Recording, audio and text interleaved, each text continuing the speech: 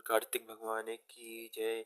राजा पृथु ने कहा कि हे नारद जी, आप सर्वज्ञाता है, अतएव अब आप संतान वृद्धि तथा सुख संपत्ति देने वाली महाविद्या, महामाया, महामेधा, महास्मृति, महामोह, महादेवी, महाईश्वरी तथा सर्वेश्वरी अहोई देवी की उत्पत्ति का व्रत कब और कैसे किया जाता है, इसका वर्णन करने की कृपा कीजिए। तब नारद जी कहने लगे कि एक समय के लिए काल में बड़ा भारी दुर्भिक्ष अकाल पड़ा तथा महामारी फैलने से अनेक अकाल मृत्यु हुई। तब सब लोग एकत्रित होकर इस विपत्ति से छुटकारा पाने का उपाय सोचने लगे। अंत में निश्चय करके कार्तिक कृष्ण सप्तमी को सबने व्रत रखा। व्रत करते समय सायंकाल चामुंडा देवी हाथ में नर मुंडली प्रकट होकर कहने लगी कि मैं रुद्र सहित विहार करने के लिए यहाँ पर आई हूँ, परंतु समस्त संसार में पाप छाया हुआ है। ब्राह्मण वेदहीन, स्त्री सामर्थ्यहीन, क्षत्रिय सामर्थ्यहीन, वैश्य शूद्र धर्महीन हो गए हैं। स्त्रियों के पतिव्रत धर्म छोड़ दिया है, इसलिए सब लोगों को अहोई देवी का व्रत करना चाहिए। कार्तिक कृष्ण सप्तमी तथा अष्टमी को केवल रोगियों को छोड़कर शेष सभी बाल वृद्ध स्त्री पुरुष सारे दिन भोजन ना करके सायंकाल अहोई देवी का पूजन करें। अहोई देवी मेरा ही नाम है, अतः यह मेरा ही पूजन समझना चाहिए। अपने मकान को गोबर और मिट्टी से लीप कर साफ करे, फिर काला, पीला, हरा तथा लाल इन चार रंगों से द्वार पर मेरी मूर्ति बनाए। तत्पश्चात सुंदर सुंदर स्वादिष्ट पकवान बनाकर मेरी पूजा करे। जब चामुंडा देवी ने यह कहा तभी एक घीवर की स्त्री बोली, है माता, हम नीच लोगों का कर्तव्य भी बतलाए। तब देवी ने कहा कि तुम लोग भी मेरे भक्त हो, सो तुम लोग मेरा पूजन तेरी संतान को पूजेंगे, तभी उनकी पूजा सफल होगी। मेरी पूजा के बाद कुम्हारिन तथा मालिन की भी पूजा होगी। इतना कहकर देवी अंतर्ध्यान हो गई। नारद जी कहने लगे कि हे राजन, इस प्रकार देवी की कथा अनुसार सब ने व्रत और पूजन किया तो उनके संकट दूर होकर सारा संसार सुखी हो गया। राजा पृथु ने नारद जी से पूछा कि हे मुने, कार्तिक मास तथा एकादशी तिथि श्रेष्ठ क्यों मानी गई है। तब नारद जी ने कहा कि हे राजन, एक बार यही प्रश्न सत्यभामा जी ने श्री कृष्ण जी से पूछा था। श्री कृष्ण ने और उन्होंने जो उत्तर सत्यभामा जी को दिया था वही मैं तुमसे कहता हूँ, ध्यान लगाकर सुनो। एक समय सत्यभामा जी ने श्री कृष्ण जी से पूछा कि प्राणनाथ, जब सभी मास और तिथियां बराबर है तब कार्तिक मास और एकादशी तिथि उत्तम क्यों मानी गई है। तब श्री कृष्ण जी ने कहा, हे प्रिय, शंख नामक एक दैत्य समुद्र का पुत्र था। तब सब वह दैत्य इतना बलवान था कि उसने इंद्रादि देवताओं को स्वर्ग से निकाल कर उनका स्थान स्वयं ले लिया था। सब लोग उससे भयभीत होकर अपने बाल बच्चों सहित पर्वतों की कंदराओं में चले गए। तब वह दैत्य सोचने लगा कि मैंने देवताओं का स्थान तो ले लिया, लेकिन वह जीते नहीं गए हैं। सो ऐसा प्रतीक होता है कि देवता वेद मंत्रों से बलशाली हैं, अतएव मंत्र सहित वेदों को हर ले जाऊं। तब उसने ऐसा विचार किया तो वे डर के मारे समुद्र में चले गए। तब ब्रह्मादि सब देवता संसार को वेद विहीन देख भगवान विष्णु की शरण में गए और उन्हें जगाने के लिए गीत वाद आदि क्रियाएं की। भगवान के जागने पर आहन, आसन, आसन पाद, अड्ड, आचमन, स्नान, वस्त्र, अग्योपवीत, चंदन, पुष्प, धूप, दीप, नैवेद्य, तांबूल, दक्षिणा तथा नमस्कार द्वारा षोडशोपचार किया। तब विष्णु भगवान प्रसन्न होकर देवताओं से कहने लगे कि हे देवताओं, मैं तुमसे अत्यंत प्रसन्न हूँ, अतएव शंख आदि दैत्य को मारकर मैं चारों वेदों को शीघ्र ही ले आऊंगा। परंतु आज के वेद बीज मंत्रों सहित कार्तिक मास में जल में निवास करेंगे, अतएव कार्तिक के महीने में जो कोई जल में स्नान करेगा उनको यज्ञ के समान फल प्राप्त होगा और उसके समस्त विघ्न दूर हो जाएंगे। हे देवताओं, आज एकादशी के दिन आप सबने मुझे जगाया है, इसलिए सब तिथियों में एकादशी की मान्यता अधिक होगी।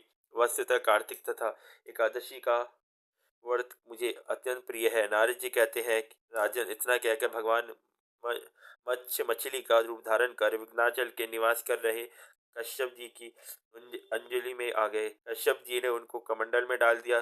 जब कमंडल भर गया तो मत्स्य रूप होकर भगवान कहने लगे कि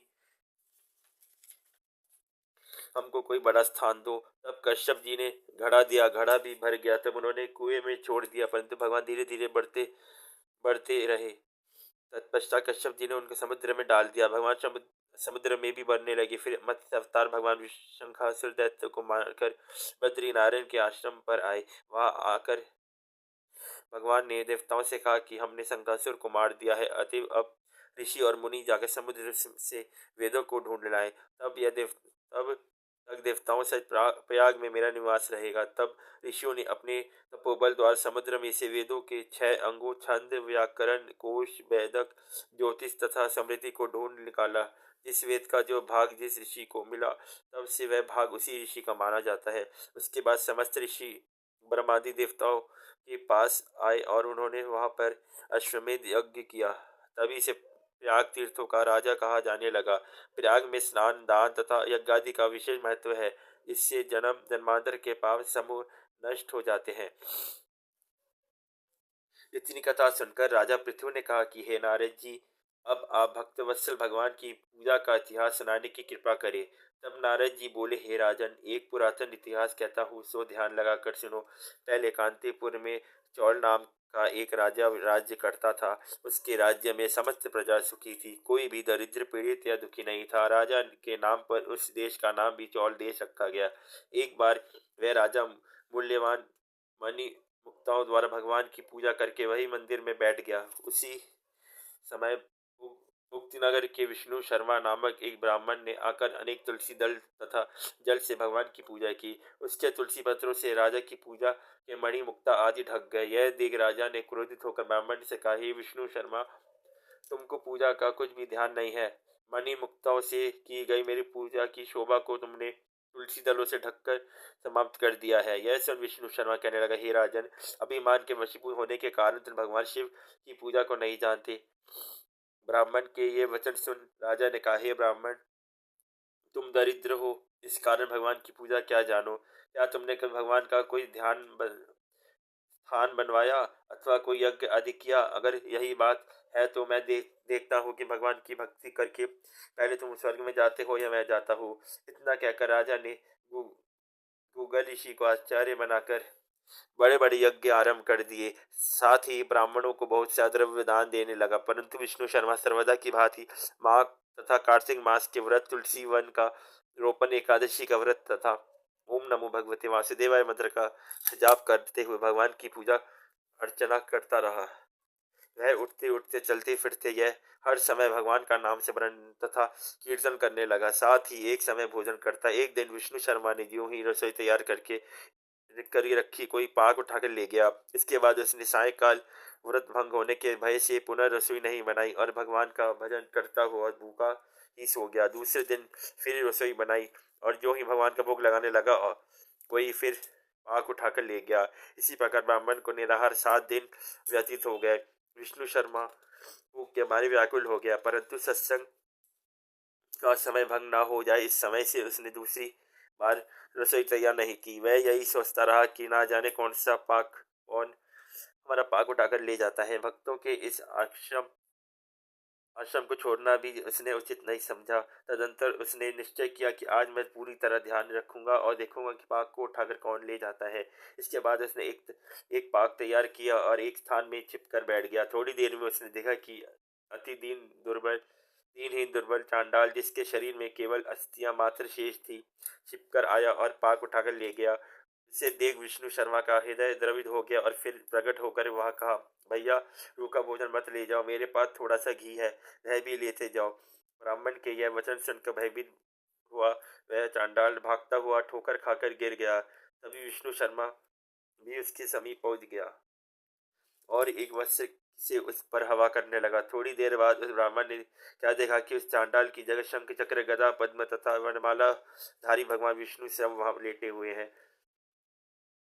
उस समय ब्राह्मण ने भगवान के चरणों में गिरकर नमस्कार किया। तभी रुद्रादि देवता भी वहां पर आ गए। ऋषि मुनि वेद मंत्रों से उनका पूजन करने लगे। तब विष्णु भगवान ने अत्यंत स्नेह पूर्वक ब्राह्मण का आलिंगन कर उनको सारूप्य मुक्ति प्रदान की। तदनंतर अपने साथ विमान में बैकुंठ को ले गए। यह चरित्र देख चौल राजा अत्यंत दुखी हुआ और उसने आचार्य गूगल ऋषि को बुलाकर कहा कि यह सब क्या हो रहा है।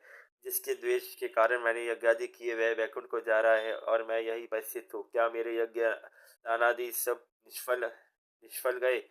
इसमें यह सिद्ध होता है कि भगवान यज्ञादि से नहीं, केवल भक्ति से प्रसन्न होते हैं। आजीवन